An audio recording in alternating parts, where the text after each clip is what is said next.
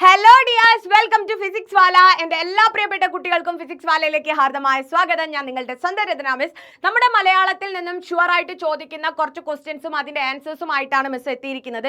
നമുക്കറിയാം, കഥാപാത്ര നിരൂപണം ഒരുപാട് കഥാപാത്രങ്ങളുണ്ട് നമുക്ക് ഈ ഒരു എക്സാമിൽ പഠിക്കാനായിട്ട്. അതോടൊപ്പം തന്നെ നമ്മുടെ ഉപന്യാസം പ്രകൃതിയെക്കുറിച്ചായിരിക്കും നമുക്ക് ഒരു എസ്സേ വരുന്നത്. അതും മിസ് എന്താണ് ഇവിടെ എടുത്തിട്ടുണ്ട്.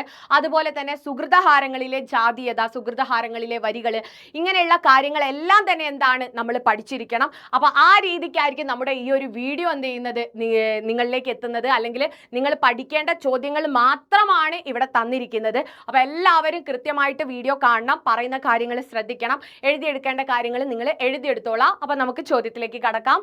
ആദ്യത്തെ ചോദ്യം നോക്കാം. കൃപാരസമോഹനം കുളിർ തണ്ണീരിതാശു നീ എന്നീ വരികൾ എന്താണ് എന്നുള്ളത്.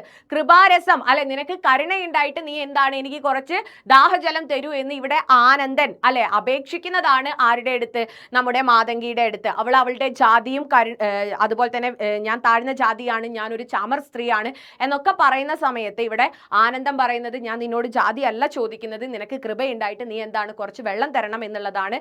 അങ്ങനെ എന്ത് ചെയ്യാണ്, അവസാനം നമ്മുടെ എന്താണ് ആ ഒരു ആനന്ദന്റെ അപേക്ഷയിൽ നമ്മുടെ മാതങ്കി എന്ത് ചെയ്യാണ്, അദ്ദേഹത്തിന് ദാഹജലം നൽകുകയാണ്. അല്ലെ, അവൾ എന്താണ് ഒരു കല്ലോ ഇരുമ്പോ അല്ല, അവള് എന്താ പറയുന്നത്, ഒരു നല്ലൊരു മനസ്സിനുടമയാണ്. അതുകൊണ്ട് തന്നെ നമ്മുടെ ആനന്ദന്റെ അപേക്ഷയിൽ നമ്മുടെ മാതങ്കി എന്ത് ചെയ്യാണ്, ആനന്ദന് ദാഹജലം നൽകുന്നതാണ് ഈ ഒരു വരിയുടെ ആശയം. ക്ലിയർ ആണല്ലോ. ബുദ്ധഭിക്ഷുക്കൾ ആഹാരപാനീയങ്ങൾ ഭിക്ഷയായിട്ട് സ്വീകരിക്കുന്നവരാണ്. ഭിക്ഷ കൊടുക്കൽ കാരുണ്യമാണ്. മാതങ്കിയുടെ ഉള്ളിലുള്ള കൃപാരസം അല്ലെ, ആ ഒരു കാരുണ്യം ആനന്ദ ഭിക്ഷുവിന്റെ ദാഹം ശമിപ്പിക്കുന്നതാണ് ഈ വരിയുടെ അർത്ഥം എന്ന് പറഞ്ഞുകൊണ്ട് എഴുതാം. ഓക്കെ, ഇനി അടുത്ത ചോദ്യം നോക്കിയേ. നമുക്ക് പെട്ടെന്ന് എല്ലാ ചോദ്യങ്ങളും എന്തൊക്കെയാണ് ചോദ്യങ്ങൾ വരുന്നത് എന്നുള്ളത് മനസ്സിലാക്കാം. ചോര ചെന്തളിർ അഞ്ചും അരുണാംശം നിൽക്കും പോലെ. ചോര ചെന്തളിർ, ചുവന്ന ചെന്തളിർ, ചുവന്ന താമര. എങ്ങനെയാണ്? അരുണാംശു, എങ്ങനെയാണോ സൂര്യരശ്മികൾ താമരയുടെ ഇതളുകളിൽ തട്ടി ഇതളുകൾ ചുവന്ന് തുടുക്കുന്നത്, അതുപോലെയാണ് സൂര്യരശ്മികൾ എന്താണ് മുഖത്ത് തട്ടിക്കൊണ്ട് നമ്മുടെ മാതങ്കിയുടെ മുഖം ചുവന്ന് തുടുക്കുന്നത്. അതുകൂടാതെ ഇവിടെ ആനന്ദന്റെ സാമീപ്യവും പരിഗണനയും എന്താണ് മാതങ്കിയിൽ എന്താണ് ഒരു ഉന്മേഷം ഉണ്ടാക്കി എന്നുള്ള സൂചനയും നമുക്ക് ഈ വരികളിൽ നിന്നും ദർശിക്കാം.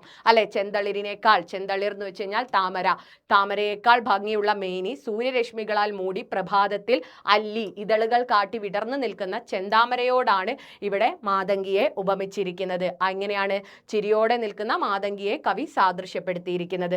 സൂര്യരശ്മികൾ ഏൽക്കുമ്പോൾ താമരയിൽ ഉണ്ടാകുന്ന മാറ്റം ഇവിടെ ആനന്ദ ഭിക്ഷുവിന്റെ സാമീപ്യത്താലും പരിഗണനയാലും മാതങ്കിയിൽ ഉണ്ടായി എന്നാണ് വരിയുടെ അർത്ഥം. ക്ലിയർ ആണേ? ഇനി അടുത്ത ചോദ്യം നോക്കിയേ. യെസ്, ജാതി ചോദിക്കുന്നില്ല ഞാൻ സോദരി, ചോദിക്കുന്നു നീർ നാവ് വരണ്ടഹോ. അല്ലെ, ഇവിടെ എന്താണ് ആനന്ദൻ, സന്യാസിയായിട്ടുള്ള ആനന്ദൻ ദാഹജലം ചോദിക്കുന്ന സമയത്ത് എന്താണ് അദ്ദേഹത്തിന് ഒരു പാപം ഉണ്ടാകരുത് അല്ലെ, ദോഷമുണ്ടാകരുത് എന്ന് കരുതിക്കൊണ്ട് ഇവിടെ മാതങ്കി താൻ എന്താണ് ഒരു താഴ്ന്ന ജാതിയിൽപ്പെട്ട സ്ത്രീയാണെന്നും ചാമർ വിഭാഗത്തിലുള്ള ഒരു പുരുഷന്റെ മകളാണ് എന്നും കൂടെ എന്താണ് വ്യക്തമാക്കുകയാണ്. ഈ സന്ദർഭത്തിലാണ് ആനന്ദൻ മാതങ്കിയുടെ അടുത്ത് പറയുന്നത്, ഞാൻ നിന്റെ അടുത്ത് ജാതിയല്ല ചോദിച്ചത്, എനിക്ക് എന്താണ് തൊണ്ട വരേണ്ടത് കൊണ്ട് ദാഹജലമാണ്. അല്ലെ, ജാതിക്കും എല്ലാത്തിനും അതീതമാണ് വിശപ്പും ദാഹവും എന്ന് ഇവിടെ ആര് മനസ്സിലാക്കി കൊടുക്കുകയാണ്? ആനന്ദൻ നമ്മുടെ മാതങ്കിക്ക് മനസ്സിലാക്കി കൊടുക്കുകയാണ്. അല്ലെ, ജാതി ചിന്തയുടെ വ്യർത്ഥത, അതുകൊണ്ട് ഒരു അർത്ഥവുമില്ല എന്ന് ഇവിടെ എന്താണ് ആനന്ദൻ മാതങ്കിക്ക് മനസ്സിലാക്കി കൊടുക്കുന്നതാണ് വരി എന്ന് പറഞ്ഞുകൊണ്ട് എഴുതണം. ക്ലിയർ ആണേ? അടുത്ത ചോദ്യം നോക്കിയേ. യെസ്, സുഹൃതഹാരങ്ങൾ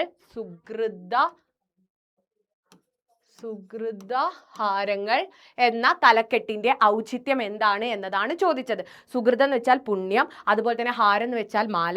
ഇവിടെ എന്താണ് പുണ്യമായ മാല എന്ന് ഉദ്ദേശിക്കുന്നത്? പുണ്യമായ പ്രവർത്തികളെയാണ്. ഇവിടെ മാതങ്കിയുടെ പുണ്യപ്രവർത്തിയെയാണ് സുഹൃതഹാരങ്ങൾ എന്ന് പറയുന്ന ഈ ഒരു തലക്കെട്ട് കൊണ്ട് ഉദ്ദേശിക്കുന്നത്. മാതങ്കി ആനന്ദൻ എന്താണ് ദാഹജലം നൽകുന്ന ആ ഒരു പുണ്യപ്രവർത്തിയാണ് ഈ കവിതയിൽ വിശദീകരിക്കുന്നത്.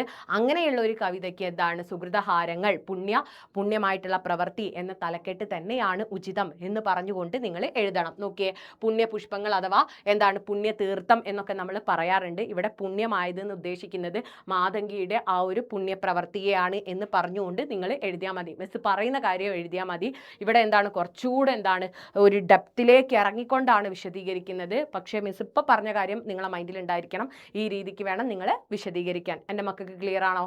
അടുത്ത ചോദ്യം നോക്കിയേ. യെസ്, അമ്മ എന്ന് പറയുന്ന കഥാപാത്രത്തിന്റെ കഥാപാത്ര നിരൂപണം 7 മാർക്കിനായിരിക്കും ചോദിക്കുക. അപ്പൊ നിങ്ങൾ പാഠഭാഗം ഇൻട്രൊഡക്ഷൻ ഒക്കെ എഴുതിയിട്ട് വേണം എഴുതാൻ. മക്കൾ പോലും നോക്കാതെ ഒറ്റപ്പെട്ടു പോയ വാർദ്ധക്യത്തിൽ ഒരു ഇറ്റ് സ്നേഹത്തിനും കാരുണ്യത്തിനും പരിഗണനയ്ക്കും വേണ്ടി കൊതിക്കുന്ന ഒരമ്മയുടെ ജീവിത അവസ്ഥയാണ് മാധവിക്കുട്ടി അമ്മ എന്ന കഥയിലൂടെ പറയുന്നത്. കണ്ടോ, ആ രീതിക്ക് ഒരു ഇൻട്രൊഡക്ഷൻ എഴുതിക്കൊണ്ട് വേണം നിങ്ങൾ വിശദീകരിക്കാൻ. ഈ ഒരു കഥയിലെ കേന്ദ്ര കഥാപാത്രമാണ് അമ്മ. ഓക്കെ, അത്യധികം ഏകാന്തവും സ്നേഹശൂന്യവുമാണ് കഥയിലെ അമ്മ എന്ന കഥാപാത്രത്തിന്റെ ജീവിതം. പച്ചക്കറി വാങ്ങി തിരികെ വരുമ്പോഴാണ് ഒരു കാർ ഇടിച്ച് അവർ വീഴുന്നത്. ഇടിച്ച കാർ നിർത്താതെ പോയെങ്കിലും തന്നെ സഹായിക്കാനായി എത്തിച്ചേരുന്ന ഒരു കൂട്ടം അപരിചിതർ അവരെ അത്ഭുതപ്പെടുത്തുന്നുണ്ട്. പാൽക്കാരൻ, ടാക്സി ഡ്രൈവർ, ഡോക്ടർ എന്നിങ്ങനെ ജീവിതത്തിന്റെ വ്യത്യസ്ത തലങ്ങളിലുള്ളവരാണ് അവരെല്ലാവരും.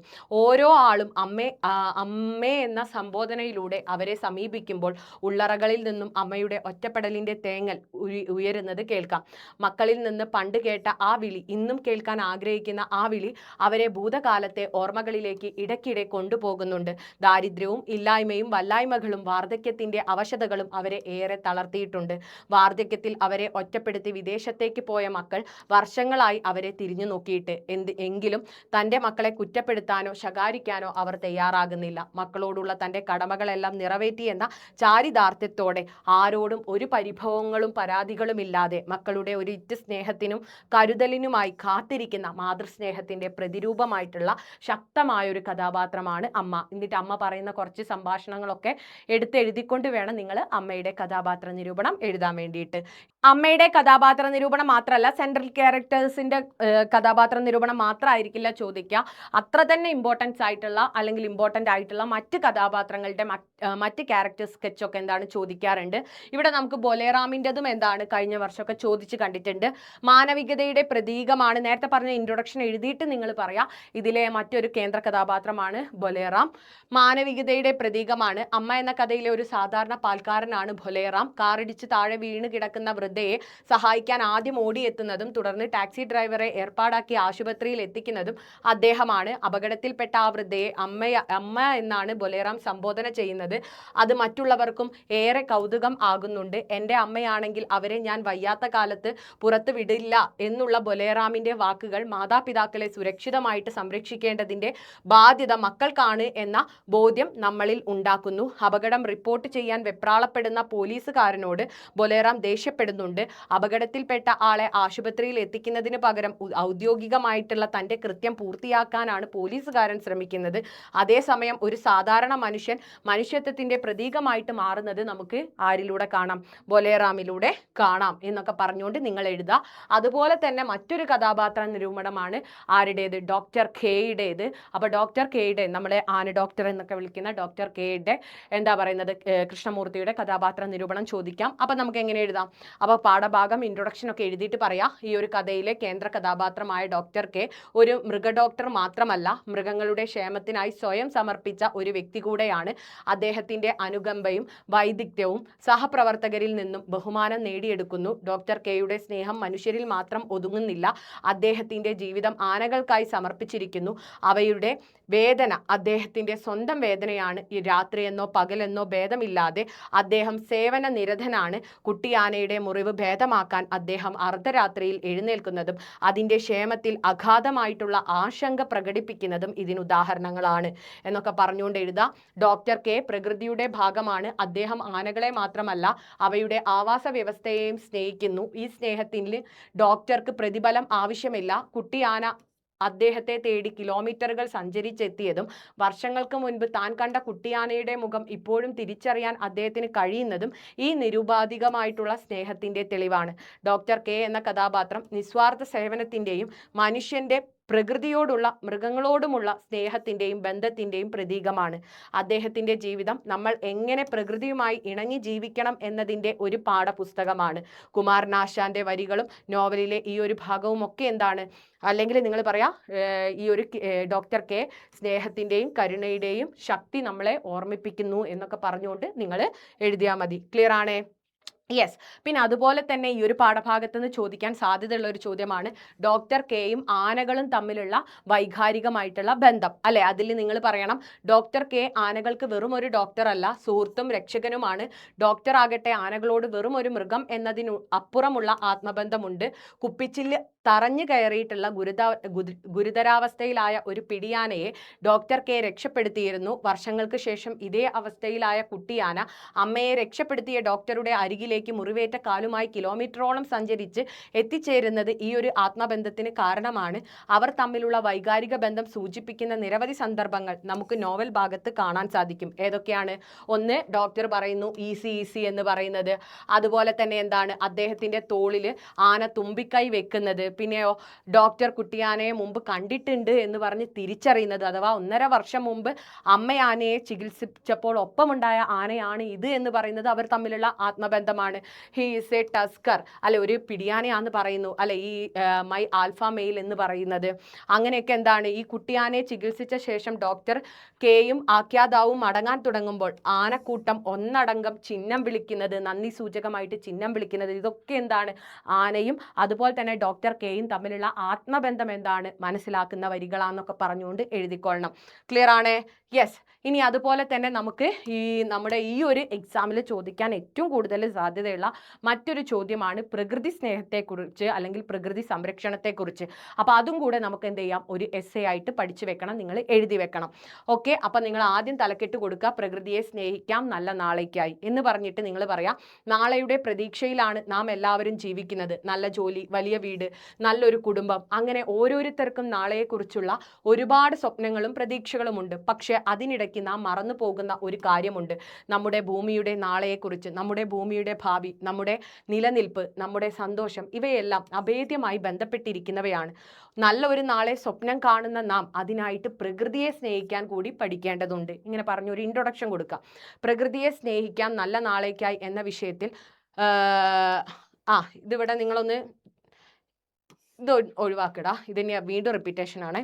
എന്നിട്ട് നിങ്ങൾ പറയാം പ്രകൃതിയെ ഇന്ന് എങ്ങനെയൊക്കെയാണ് ചൂഷണം ചെയ്യുന്നത് അല്ലെ, പ്രകൃതി മലിനപ്പെടുന്നത് എങ്ങനെയൊക്കെയാണ്, വായു മലിനപ്പെടുന്നത് എങ്ങനെയാണ്, ജലം മലിനപ്പെടുന്നത് എങ്ങനെയാണ്, അതുപോലെ തന്നെ എന്താണ് നമ്മളെ മരങ്ങൾ വെട്ടുന്നത്, ഇങ്ങനെയുള്ള എല്ലാ തരത്തിലുള്ള മലിനീകരണം എങ്ങനെയാണ് സംഭവിക്കുന്നത്. ഇനി എന്താണ്, നമ്മൾ പ്രകൃതിയെ സംരക്ഷിച്ചില്ലെങ്കിൽ നാളെ വരാൻ പോകുന്നത് എന്താണ്, ഇപ്പോൾ നമ്മൾ അനുഭവിച്ചു കൊണ്ടിരിക്കുന്ന പ്രളയം, ഉരുൾപൊട്ടൽ, മണ്ണിടിച്ചിൽ, ഇതിനെല്ലാം കാരണം എന്താണ്, നമ്മുടെ കൈക്കടത്തലാണ്, പ്രകൃതിക്ക് മേലുള്ള നമ്മുടെ കൈക്കടത്തലാണ്. അപ്പോൾ ഇത് അവസാനിപ്പിച്ചില്ലെങ്കിൽ നാളെ എന്താണ്, വലിയൊരു എന്താ പറയുന്നത്, വലിയൊരു ഭൂകമ്പത്തോടെയോ അല്ലെങ്കിൽ ഉരുൾപൊട്ടലോടെയോ വലിയൊരു സുനാമി ആയിട്ടോ ഒക്കെ എന്താണ് പ്രകൃതിക്ക് നമ്മെ എന്താണ് ആഞ്ഞടിക്കാവുന്നതേ ഉള്ളൂ. അതിൽ നമുക്ക് ഒരിക്കലും എന്താണ് അതിജീവിക്കാൻ സാധിക്കില്ല. പ്രകൃതിയെ നമ്മൾ സ്നേഹിക്കുകയാണെങ്കിൽ പ്രകൃതി തിരിച്ചും നമ്മളെ സ്നേഹിക്കും. പ്രകൃതിയെ സംരക്ഷിക്കേണ്ടത് നമ്മുടെ ഉത്തരവാദിത്തമാണ്. അതിന് നമ്മൾ തന്നെ മുൻകൈ എടുക്കണം. പ്രകൃതിയെ ഇന്ന് നമ്മൾ പ്രകൃതിയെ സംരക്ഷിച്ചാലേ നാളെ എന്താണ് നമുക്ക് ഇവിടെ ഒരു എന്താണ് ജീവിതം സാധ്യമാവുകയുള്ളൂ. നല്ല നാളേക്കായി എന്നൊക്കെ പറഞ്ഞുകൊണ്ട് നിങ്ങൾക്ക് എന്ത് ചെയ്യാം, അവസാനിപ്പിക്കാം. ഈ രീതിക്ക് നിങ്ങൾ എസ്സേ തയ്യാറാക്കണം. ആദ്യ പാരഗ്രാഫിൽ പ്രകൃതിയെക്കുറിച്ച് പറയാം, രണ്ടാമത്തെ പാരഗ്രാഫിൽ പ്രകൃതി എങ്ങനെയൊക്കെയാണ് നമ്മൾ മലിനപ്പെടുത്തുന്നത് അല്ലെങ്കിൽ എന്താണ് ചൂഷണം ചെയ്യുന്നതെന്ന് പറയാം, മൂന്നാമത്തെ പാരഗ്രാഫിൽ ഇതിൻ്റെ ഫലം എന്താണ് എന്ന് പറയാം. എന്നിട്ട് നമുക്ക് എങ്ങനെയാണ് ഇതിനെ സംരക്ഷിക്കേണ്ടതിൻ്റെ ആവശ്യകത പറയാം. കാരണം നമ്മുടെ നിലനിൽപ്പിന് ഇത് കൂടിയേ മതിയാകൂ എന്നുള്ളത് പറയാം. ഇനി അതുപോലെ തന്നെ എന്താണ്, യെസ്, നമ്മുടെ പുളിമാവ് വെട്ടി എന്ന് പറയുന്ന കവിതയ്ക്ക് ഒരു ആസ്വാദന കുറിപ്പ് തയ്യാറാക്കാനും നമുക്ക് എന്താണ് 7 മാർക്കിന് ചോദ്യം വരും. അത് നമുക്ക് എങ്ങനെ എഴുതാം? ഇടശ്ശേരി ഗോവിന്ദൻ നായരുടെ പുളിമാവ് വെട്ടി എന്ന കവിത പരിസ്ഥിതിയുടെ പ്രാധാന്യവും മനുഷ്യന്റെ ഇടപെടൽ മൂലമുണ്ടാകുന്ന പ്രത്യാഘാതങ്ങളും വരച്ചു കാട്ടുന്ന ഒരു കൃതിയാണ്. ഒരു മരം ജീവന്റെ നിലനിൽപ്പിന്റെയും സൂചകമായി തീരുന്നത് എങ്ങനെയാണ് ഈ കവിതയിൽ ആവിഷ്കരിക്കുന്നു. എങ്ങനെയാണോ ഒരു മരം എങ്ങനെയാണ് മരത്തിന്റെ ജീവൻ, അതുപോലെ തന്നെ അതിന്റെ നിലനിൽപ്പ് എന്നുള്ള കാര്യങ്ങൾ ഒക്കെ എന്താണ് വിശദമാക്കി തരുന്ന ഒരു കവിതയാണ് പുളിമാവ് വെട്ടി. പുറംപറമ്പിലെ ഒരു പുളിമാവ് വെട്ടാനുള്ള ഉടമസ്ഥന്റെ തീരുമാനത്തിലൂടെ കവി പ്രകൃതിയുടെ ചൂഷണം, മനുഷ്യന്റെ അത്യാഗ്രഹം, പാരമ്പര്യത്തിന്റെ നഷ്ടം എന്നിവയെക്കുറിച്ചുള്ള ആശങ്കകൾ ഉയർത്തുന്നു. ഉടമസ്ഥന് മരം എന്നാൽ തടി മാത്രമാണെന്നും തടി എന്നാൽ പണം മാത്രമാണെന്നും വ്യക്തമാക്കുന്നു. പുളിമാവ് മുറിക്കാനായി ഉടമസ്ഥൻ ചുമതലപ്പെടുത്തിയിരിക്കുന്ന കുടിയാൻ നിസ്സഹായനാണ്. അയാൾക്ക് മരത്തിനുമേൽ അധികാരമോ അവകാശമോ ഇല്ല. വിലപിക്കാൻ മാത്രമേ, ദുഃഖിക്കാൻ മാത്രമേ കഴിയൂ.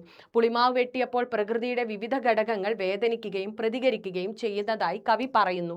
പുളിമാവിന്റെ സഹമരങ്ങളായിട്ടുള്ള ഓട്ടുമാവുകൾ തളിരിലകളാകുന്ന നാവ് കടിച്ച് ഭയത്തോടെ സങ്കടത്തോടെ നിൽക്കുന്നു. പുളിമാവിന്റെ പതനം മുഴുവൻ ഭൂമിയുടെയും പ്രകമ്പനം കൊള്ളിക്കുന്നു. പുളിമാവിന് പൂങ്കുലകൾ സമ്മാനിക്കാനായി ഓടിയെത്തുന്ന പാലക്കാടൻ കുളിർക്കാറ്റ് തന്റെ ദൗത്യം നിറവേറ്റാൻ മറ്റൊരു ദേശത്തേക്ക് സഞ്ചരിക്കുന്നു. കാലം തെറ്റിവരുന്ന ഞാറ്റുവേലകളും കാലാവസ്ഥാ വ്യതിയാനങ്ങളും പ്രകൃതി ദുരന്തങ്ങൾ എല്ലാം പ്രകൃതിയോട് നാം ചെയ്യുന്ന ക്രൂരതകളുടെ ഫലമാണെന്ന് ഇതിലൂടെ കവി പറഞ്ഞു വെക്കുന്നു. തലക്കെട്ടിലും ഉള്ളടക്കത്തിലും ഒരുപോലെ ഹരിത ദർശനം നിലനിർത്താൻ പുളിമാവ് വെട്ടി എന്ന കവിതയിൽ ഇടശ്ശേരിക്ക് കഴിഞ്ഞിട്ടുണ്ട്. കേവലം ഒരു മരച്ചിന്ത എന്നതിനപ്പുറം പ്രകൃതി നഷ്ടം ഒരു സാംസ്കാരിക നഷ്ടം കൂടെയാണ് എന്ന് അദ്ദേഹം അടയാളപ്പെടുത്തുന്നു. ചേതനവും അചേതനവുമായിട്ടുള്ള പ്രതീകങ്ങളാണ് ഈ കവിതയുടെ ഘടനയെ നിർണയിക്കുന്നത് എന്ന് പറയാം. നാക്ക് കടിച്ചു നിൽക്കുന്ന ഓട്ടുമാവുകൾ, പച്ചക്കൽ വിളഞ്ഞു കിടക്കുന്ന ഗിരിശൃംഗം, പച്ചത്തണൽ കൊത്തിയെടുക്കുന്ന പറവ, പൂങ്കുലയും കൊണ്ടുവരുന്ന പാലക്കാടൻ കാറ്റ്, ഇവയെല്ലാം പ്രകൃതിയുടെ ഹൃദയതാളവും അവയിലെ വ്യതിയാനവും അടയാളപ്പെടുത്തുന്നവയാണ്. മനുഷ്യനും പ്രകൃതിയും ലയാത്മകമായി കഴിയുന്നവയാണ്. അതുകൊണ്ട് തന്നെ വെട്ടേറ്റ് വീണാൽ ഇരുവിഭാഗവും അസ്തമിക്കും എന്ന് ഓർമ്മപ്പെടുത്തലാണ് പുളിമാവ് വെട്ടി എന്ന കവിത. ഈ രീതിക്ക് ഈ കവിത എഴുതിയതാരാണ്? ഈ പുളിമാവ് വെട്ടി എന്ന് പറയുന്ന തലക്കെട്ട് കൊണ്ട് എന്താണ് ഉദ്ദേശിക്കുന്നത്? അതിലുള്ള പ്രയോഗങ്ങൾ, ഭാഷ, അതുപോലെ തന്നെ ഇതെന്താണ്, എന്ത് വിഷയമാണ് ചർച്ച ചെയ്യുന്നത് എന്നൊക്കെ പറഞ്ഞുകൊണ്ടായിരിക്കണം ആസ്വാദനം. കൃത്യമായിട്ട് നമ്മൾ വായിച്ച് മനസ്സിലാക്കിയ കാര്യങ്ങളെല്ലാം ആസ്വാദനത്തിൽ ഉൾപ്പെടുത്തണം. ഭാഷ, പ്രയോഗങ്ങൾ, ആശയം, അതുപോലെ തന്നെ അതിൽ പറയുന്ന വിഷയം എല്ലാം നമ്മൾ എഴുതണം. അപ്പോൾ ഈ രീതിക്ക് 3 പാരഗ്രാഫ് തിരിച്ചെഴുതുക. എല്ലാവർക്കും ചോദ്യങ്ങൾ ക്ലിയർ ആയി. എസ്സേകൾ, കഥാപാത്ര നിരൂപണം ഷുവറാണ്. അതുപോലെ തന്നെ ഈ ഒരു എസ്സേ, പ്രകൃതിയെക്കുറിച്ചുള്ള എസ്സേ ചോദിക്കാം. അതുപോലെ തന്നെ നമ്മുടെ ഡോക്ടർ കെയും ആനകളും തമ്മിലുള്ള ബന്ധം എങ്ങനെയാണ്, അതുപോലെ തന്നെ സുഹൃതഹാരങ്ങളിലെ വരികൾ നമ്മളോട് ചോദിക്കും 5 മാർക്കിന്. ഈ രീതിക്കുള്ള ചോദ്യങ്ങളായിരിക്കും നമുക്ക് എന്തായാലും വരുന്നത്. അപ്പോൾ എല്ലാവരും കൃത്യമായിട്ട് മനസ്സിലാക്കി പഠിച്ചോളുക. ഓക്കെ അല്ലേടാ? യെസ്. അപ്പോൾ നമുക്ക് ഇതേപോലെ ഷുവറായിട്ട് വരുന്ന കുറേ ക്വസ്റ്റ്യൻസുമായിട്ട് ഇനിയും കാണണം. അതുപോലെ തന്നെ നിങ്ങൾക്ക് ഇത് യൂസ്ഫുൾ ആണെങ്കിൽ കമൻറ്റ് ബോക്സിൽ ഒരു ഹാർട്ട്, ഒരു ഫയറൊക്കെ ഇടുക. എങ്ങനെ ഉണ്ടായിരുന്നു, അല്ലെങ്കിൽ ഇനി നിങ്ങൾക്ക് എന്തൊക്കെയാണ് വേണ്ടത് എന്നുള്ളത് കൂടെ നിങ്ങൾ കമൻറ്റ് ബോക്സിൽ കമൻറ്റ് ചെയ്യുക. മാക്സിമം ഫ്രണ്ട്സിലേക്ക് ഷെയർ ചെയ്യാം. മറ്റൊരു വീഡിയോയിൽ കാണാം. അതുവരെ ബൈ.